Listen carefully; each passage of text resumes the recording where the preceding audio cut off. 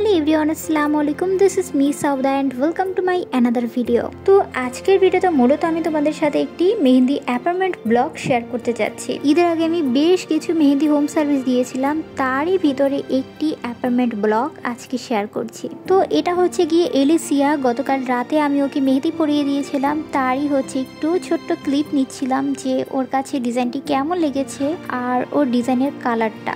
এরপরে হচ্ছে গিয়ে আমি ওর বড় বোনের কাছে গিয়েছিলাম যে ওর কাছ থেকে একটু রিভিউ নিব, কারণ গতকালকে আমি ওদের কাছ থেকে তেমন রিভিউ নিতে পারিনি, যার কারণে আজকে আমি ওদেরকে রিভিউ দিতে বলছিলাম। তবে মজার বিষয় হচ্ছে গিয়ে ও আমাকে এত সুন্দর করে রিভিউ দিচ্ছিল যে আমি জাস্ট অবাক হয়ে ওর দিকে তাকিয়েছিলাম। ও এখানে হচ্ছে গিয়ে সব ডিজাইনগুলোর বর্ণনা দিচ্ছিল যে ওর কাছে কোন ডিজাইনটি সব থেকে বেশি ভালো লেগেছে, কোন পার্টটি স্টেপটি সব থেকে বেশি ভালো লেগেছে তাই বলছিল।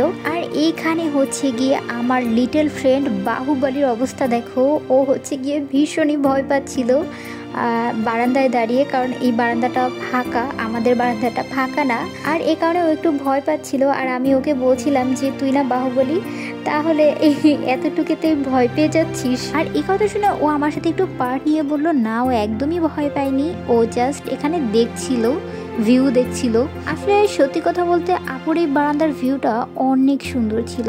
আর এখানে দেখো আপুর কথা বলতে বলতে আপু এসে কিন্তু হাজিরও হয়ে গিয়েছে। এখানে হচ্ছে গিয়ে আমি আপুকে মেহেদিটি পরিয়ে দিচ্ছিলাম।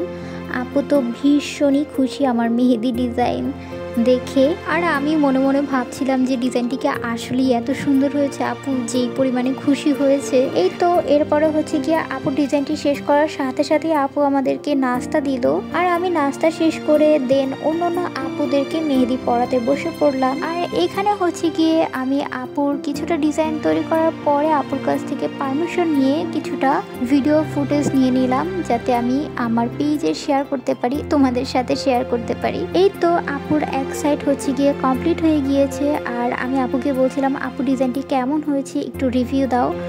আর আপুর রিয়াকশন দেখে নিশ্চয়ই তোমরা বুঝতে পেরেছো যে আপুর কাছে ডিজাইনটি কত পরিমাণে ভালো লেগেছে। এরপরে হচ্ছে কি আমি এই কিউট বাবুটাকে মেহেদি পরিয়ে দিয়েছিলাম। দেন কিছুক্ষণ পরে ওর আম্মু এসে বললো আমার মেয়েকে যে ডিজাইনটি করে দিয়েছো ওই ডিজাইনটি তুমি আমার হাতে দিয়ে দাও। এরপরে আপুর কথা অনুযায়ী তার হাতেও হচ্ছে গিয়ে আমি সেম ডিজাইনটি করে দিলাম। আপুর কাছেও জিজ্ঞাসা করতে একদম ভুললাম না যে আপুর ডিজাইনটি কেমন হয়েছে। আপু তো বললো এক কথায় মানে এমন একটা রিয়াকশন দিল যে রিয়াকশনটি দুর্ভাগ্যবশত আমার ক্যামেরায় রেকর্ডিংই হয়নি। এরপরে হচ্ছে গিয়ে আপুর বাকি হাতটিতেও মেহেদি পরিয়ে দিলাম। আপু চাচ্ছিল একদম পুরো হাত ভর্তি করে মেহেদি পরবে, আর আপু যে ধরনের ডিজাইন সিলেক্ট করেছে আমি সেই অনুযায়ী ডিজাইনটি তৈরি করে দিয়েছি। মাশাআল্লাহ এই আপুটিও ভীষণই কিউট ছিল, আমাকে একদমই ডিস্টার্ব করেনি, যদিও তারা কেউই তেমন পেরেশানি দেয়নি আমাকে। আমি একটু ভয়ে ছিলাম যে তারা আমার ডিজাইনগুলো পছন্দ করবে কিনা, কিন্তু তারা সবাই আমার ডিজাইনগুলোর এত বেশি পরিমাণে প্রশংসা করছিল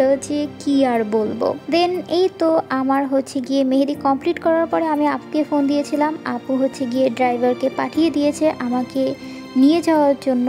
এরপরে হচ্ছে গিয়ে আপু আমাকে ডিনার দিল। আমি ডিনার করতে চাচ্ছিলাম না, আমি মানে বাসার বাইরে তেমন একটা খাওয়া দাওয়া করি না, যার কারণে আমি করতে চাচ্ছিলাম না, তবে জোর করে আপু ডিনার করালো।